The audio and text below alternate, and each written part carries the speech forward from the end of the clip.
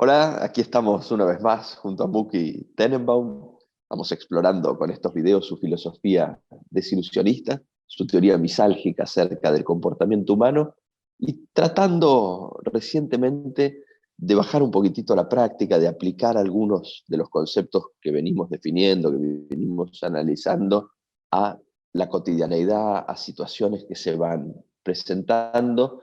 Y estamos ya casi en agosto del año 2021, plena pandemia de COVID-19, como cuando comenzamos, y las últimas semanas estuvimos tratando de analizar ciertos eventos relacionados siempre con la pandemia desde un punto de vista más filosófico que periodístico.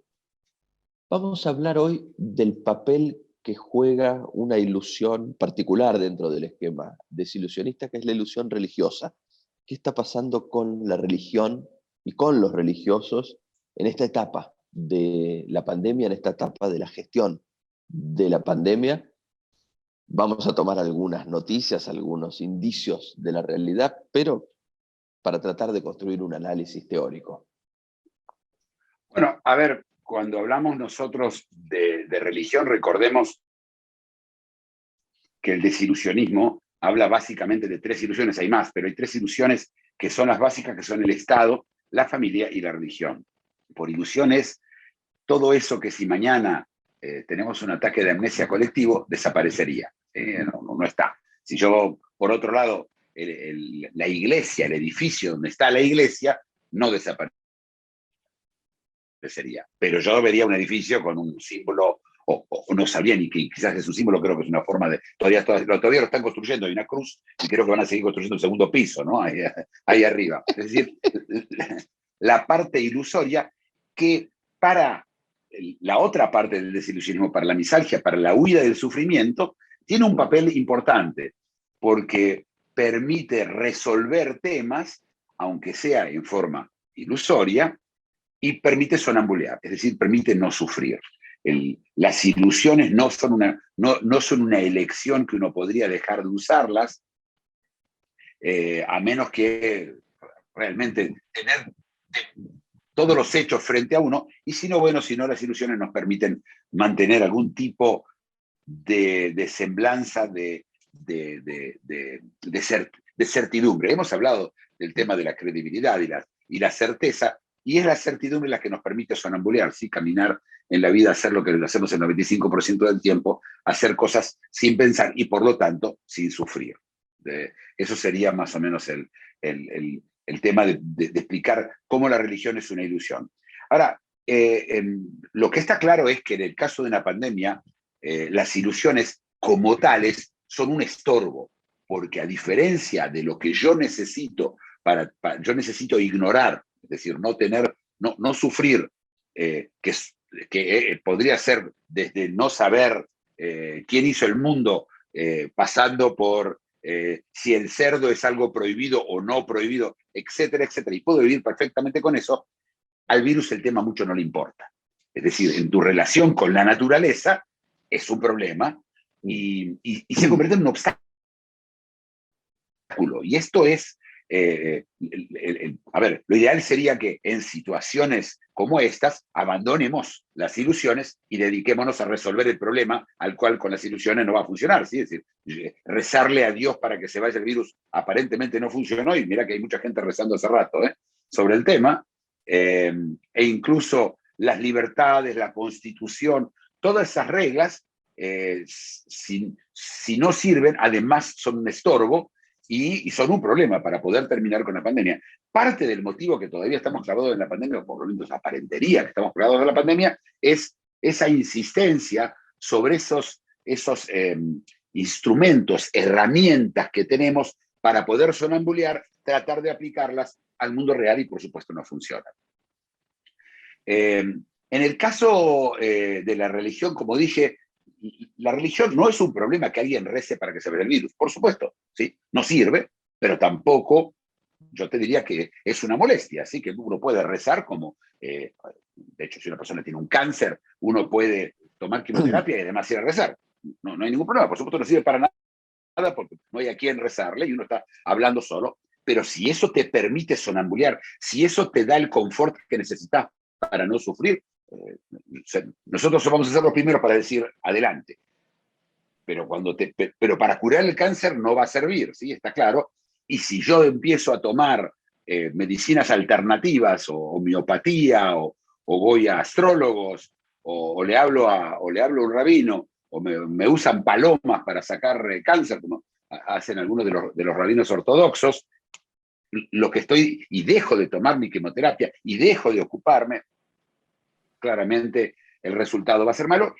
Y es lo que vemos en parte de los motivos de la pandemia. Yo no sé si vos estás de acuerdo conmigo en eso, Florencio, en el primer análisis.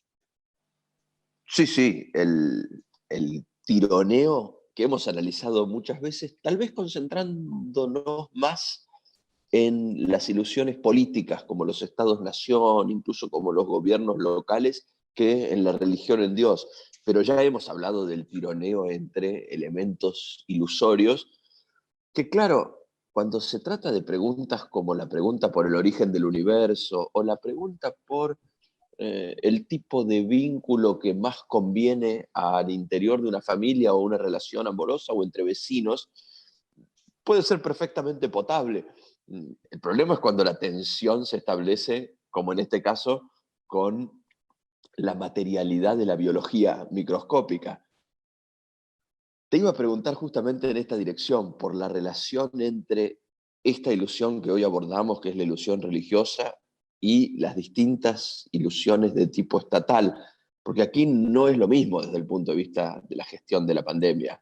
Parece que hemos visto en China y en otros totalitarismos de tipo asiático un avasallamiento de la religión por parte del Estado, y lo que vemos en nuestras repúblicas con libertad de cultos, sobre todo en los países de Occidente, es una especie de solidaridad rara, ¿no?, entre el Estado y la religión. Sí, pero antes de eso, vos mencionaste la familia y me gustaría agregar, porque son tres, hablamos de tres ilusiones. Es muy común escuchar, Mm. ahora ya menos, la verdad que menos, pero Mm-hmm. no, es mi hermano, no me puede contagiar. Mi hermano no me va a querer contagiar, no lo voy a invitar a mi fiesta, es mi hermano, como si el vínculo tuviera una influencia Ah. sobre el virus. Y es difícil, pero aparte yo entiendo, hay una parte social. Decirle a tu gran amigo, mira, no vengas porque tengo miedo que me contagies, es un poco agresivo, ¿sí? Ahora yo creo que con el tiempo todos fuimos, y después, por supuesto, apareció la vacuna, que se convirtió en parte ilusoria, esa parte en la que la vacuna no permite, que teóricamente uno no contagia con la vacuna, que acá las ilusiones se ocuparon, especialmente el Estado, se ocuparon de confundirnos. Lo hemos hablado en las últimas dos veces. Les recuerdo a todos que eso que contamos sobre la vacuna, y lo volvimos a repetir, ya el jefe del CDC americano, de la organización que está a cargo de la salud de los americanos en general, lo dijo claramente: los vacunados contagian tanto como los no vacunados, ¿sí? Y por supuesto esto creó todo un nuevo problema, porque cuando le mentís a la gente, ya lo hemos hablado, tenés un problema de credibilidad. Volviendo a la pregunta tuya, que es la pregunta clave, mira, te voy a dar un ejemplo de cómo se cubren, cómo las ilusiones se cubren unas a las otras, porque además compiten entre ellas, no tanto la familia, pero el Estado y la religión vienen compitiendo de hace cientos de años, ¿sí? El Estado no era nada en la Edad Media y la religión era todo, y lentamente se fueron creando los estados, se fueron haciendo más fuertes y fueron sacándole lugar a la religión, hasta que incluso en la Revolución Francesa la religión desapareció, se prohibió y trató la ilusión estatal de convertirse en la única ilusión, y no le funcionó. Y no funcionó porque todavía había mucho apego a la religión. ¿Sí? Dios es más fuerte que el presidente de Francia. Mira, Dios es inmortal y el presidente no. Dios es inmortal porque no nació. Es decir, la inmortalidad de Dios. Pero esa forma de pensar y ese eje entre los dos se llegó a un modus vivendi en el mundo occidental, en el cual hay libertad de culto, en donde la religión participa poco en las decisiones estatales, y hay si bien no un secularismo absoluto, pero hay relaciones seculares, incluso en países como Arabia Saudita, donde el Estado es muy, muy religioso, pero aún así hay un poderío, un poder secular central, de gente que se va intercambiando, sea porque hay elecciones en el caso de Arabia Saudita, no, pero porque se van muriendo y van viniendo otros, mientras que la religión mantiene el mismo estatus, ¿sí? Siempre el mismo. El ejemplo que voy a dar del tema de la religión, del problema que es la religión en esta pandemia, porque es un problema, es lo que pasó en el país más laico de Europa, que es Francia. ¿Sí? Uno podría decir que la República Checa, que vos sabés que me gusta ser exacto, la República Checa es un país muy laico, pero Francia es además laico militante. ¿Sí? El presidente, todo en Francia tiene esa ley, las mujeres no pueden andar con velo en la calle, no pueden ir con un burkini a bañarse en la pileta, es militante, es un laico militante. Y uno espera de un país así que la religión no tenga mucha importancia. Y en octubre del año pasado, Francia entró en una situación gravísima epidemiológicamente hablando, muy grave, y encerraron a todo el mundo, etc. Recién después empezaron a abrir alguna cosita y limitaron la gente y permitieron que la gente vaya a la iglesia, pero solamente hasta 30 personas. Y los cines y los teatros se mantenían cerrados. La gente que quería ir al cine, los seculares, que son mayoría en Francia, no es un tema menor, fueron a la Corte Suprema con secretario francés y le dijeron, esto es anticonstitucional, nosotros tenemos derecho a ir al cine tanto como esa gente a ir a la iglesia. La decisión de la Suprema Corte, yo quiero explicar quiénes son estos tipos. Los tipos que están sentados ahí son la élite de la élite de la élite intelectual francesa. Lo mejor, lo más avanzado, no sé si lo mejor, pero lo más sofisticado, lo más serio. Y la decisión que tomaron es una decisión de locos. Dijeron, no, la iglesia es un derecho, ir a la iglesia, la libertad de culto está garantizada por la Constitución, y el cine no. El cine es una actividad que no tiene importancia, no sé para quién, ¿sí? Pero no tienen importancia, y se puede ir, y no se puede poner limitaciones a la gente que va a la iglesia. Ahora, yo te recuerdo, Florencio, que de hecho cuando vas al cine o al teatro, vos, a menos que si prohibís comer, como en el cine, ¿viste? La gente está con la máscara permanentemente, sentada, aparte los podés mantener separados, etc. En la iglesia, el negocio de la iglesia es cantar, es hablar, es decir, a viva voz. ¿Te acordás todos los contagios que hubo con los coros en su momento? Es decir, es un lugar de contagio por lo menos tan contagioso como un cine, y yo te diría mucho más. Pero la decisión es de espaldas a la ciencia. Es decir, lo importante es los derechos de las personas de ir a rezar. Es un derecho mínimo frente al derecho de la vida, que yo sepa. Lo primero que la Constitución tiene que garantizar es la vida de los ciudadanos. ¿Sí? Ya no hablo del bienestar de su vida. ¿Qué opinas de todo esto, Florencio? Subrayaría de esto que decís el vínculo que tiene con el otro ejemplo que dabas, que es más obviamente ridículo y difícil de sostener, que es mis afectos, mis familiares, mis parientes tienen menos chances de contagiarme que una persona que no me quiere, que no me tiene en cuenta. Ahí es palmariamente ilusorio, ¿no? El choque de la estructura familiar, de los sentimientos y de la ilusión con la realidad biológica, virológica. En este caso, por algún motivo no es tan obvio, pero creo que estamos hablando de lo mismo. Una reunión de 50 personas en un espacio cerrado es una reunión de 50 personas en un espacio cerrado. Y como vos dijiste, si algo es más peligrosa la feligresía de una iglesia que el público de un cine. A mí lo que me queda como pregunta de un lado y de un otro es cuándo se presentan estos tironeos. En el caso del derecho a reunirse en un culto religioso, pero también en el caso del cine, hay un conflicto allí entre la vida, la continuidad de la vida, la extensión de la vida y lo que uno en principio consideraría que son aspectos ya cualitativos de la vida. Pues, parece que nosotros nos vamos a discutir que hay una merma en la calidad de la vida si uno no puede ir al cine, si uno no puede ir a la iglesia, si uno no puede juntarse con amigos. Lo que en algún lugar choca es esa calidad con la vida en un sentido cuantitativo, la extensión de la vida, la cantidad de gente que muere. ¿qué le pasa? Para mí la pregunta clave es ¿qué le pasa a los players de la ilusión estatal? ¿Qué le pasa, como vos decís, a los miembros del Conseil d'État francés cuando en estas situaciones optan por ciertas cualificaciones de la vida, poniendo en riesgo la vida como cantidad, ¿no? Mira, yo creo que el problema radica en que esta gente, estas personas, viven en un mundo de ellos, en el cual con los jueces viven en su mundo, por supuesto, cada profesión vive en su mundo, la división de labores, gracias a eso la sociedad funciona, ¿sí? Pero lo que yo creo que ocurre con estas personas es que beben de su propio manantial. Ellos siguen metidos ahí adentro y sienten que los derechos se equiparan, y es cierto, a veces uno sacrifica o pone en riesgo vidas, una guerra, ¿sí? Por ejemplo, por derechos. Acá nadie discute, ¿sí? Las revoluciones en general son sangrientas, ¿sí? La gente se muere, las revoluciones, digamos, en la misma Revolución Francesa, era río de sangre hubo ahí, y mucha gente murió.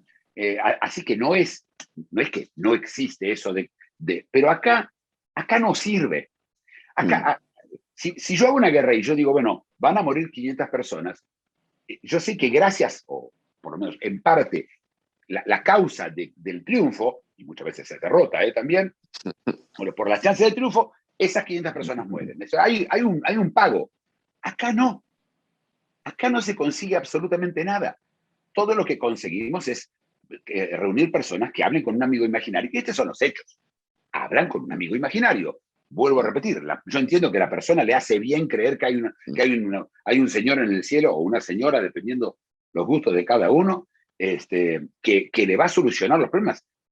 Pero además, la pandemia misma fue la demostración de que la religión no funciona. Yo no necesito demostración, pero para muchas personas debería haber, y la verdad es que yo no vi mucha gente que cambió la opinión, pero esto es Francia, es donde incluso, ¿por qué extraña? Pero esto pasó en la India, la variante Delta es el resultado, mira lo que te digo, la distribución en el mundo de la variante Delta, lo que nos está pasando hoy es el resultado de un festival en la India del hinduismo, yo no me acuerdo, no sé si era el de Wali, pero no estoy seguro, que le pidieron, por favor, no dejes ir, estamos en medio de una pandemia.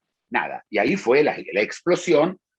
Probablemente lo mismo pasó con el Eid, ahora hubo la fiesta del sacrificio, que conmemora el sacrificio de Abraham con Isaac, toda la historia de la oveja, y entonces hay todo es la fiesta más importante del Islam, cuando termina la peregrinación a la Meca, muy importante, y hubo países que se abstuvieron de hacer fiestas, Arabia Saudita, países muy musulmanes, y hubo países que no. Bangladesh abrió todo, Indonesia, que está en un estado calamitoso, abrió todo. ¿Por qué? Y porque esto es más importante. Pero vuelvo a repetir, el costo es vidas y se recibe de vuelta nada. No es que surgen nuevos derechos. Y la religión, en el mejor de los casos, no sirve. Y en el peor es un obstáculo. Y en este caso se convierte en un obstáculo y no vale la pena. No vale, tener una ilusión que te causa la muerte o que causa muertes o que te convierte a vos en un agente de muerte, porque esto hay que tomar en cuenta, no solo vos te podés enfermar, vos podés enfermar, sos un agente, sos un arma. ¿Sí? Muy interesante. Vamos a ver a dónde nos lleva, pero estamos sin tiempo ya para extendernos sobre la religión. Evidentemente es un tema que da para muchísimo más y tal vez vuelva a perseguirnos en futuras discusiones. Esto parece no estar terminado, ¿no? No creo. Y vos decís que nos van a perseguir en las religiones, no creo. Se me escapó. ¿Vos crees vos decís que Dios nos va a castigar por lo que estamos haciendo? Bueno. No creo. ¿Vos viste que nunca nadie castiga a Dios, que siempre es al revés? Bueno. Nos vemos. Hasta la próxima. Chao. Si te gustó el video, dale like y suscríbete. Síguenos en Facebook y en LinkedIn.